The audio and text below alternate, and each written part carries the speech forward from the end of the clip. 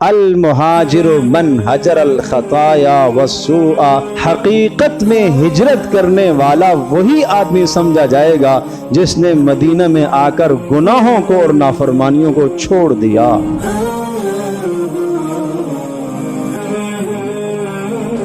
اور پیارے پیغمبر صلی اللہ تعالی علیہ وسلم نے اپنے مخلصین کو، اپنے صحابہ کرام کو ایک بڑی عجیب بات ارشاد فرمائی۔ جب ہجرت کر کے آگے مکہ مکرمہ چھوڑ کے مدینہ طیبہ جب آگے، حضرت صلی اللہ تعالی علیہ وسلم نے ایک جملہ ارشاد فرمایا، اور حضرت صلی اللہ تعالی وسلم نے پھر سے سوچوں کی تجدید فرمائی، پھر سے نظریات کی آپ نے تجدید فرمائی، اور ہمیشہ کے لیے آپ نے نظریے کی اصلاح فرمائی، سوچ کی آپ نے اصلاح فرمائی کہ ارے تم ہجرت کر کے آگے ہو مکہ سے، اور مدینہ طیبہ تم آگے ہو، 1 سال ہو گیا، 2 سال ہو گئے، 10 سال ہو گئے، لیکن یاد رکھیے گا المہاجر من حجر الخطایا والسوء، حقیقت میں ہجرت کرنے والا وہی آدمی سمجھا جائے گا جس نے مدینہ میں آ کر گناہوں کو اور نافرمانیوں کو چھوڑ دیا۔ اگر ایک آدمی ہجرت کر کے آیا لیکن ہجرت کا مقصد جو گناہ کو چھوڑنا، اللہ کی بندگی نہیں تھا،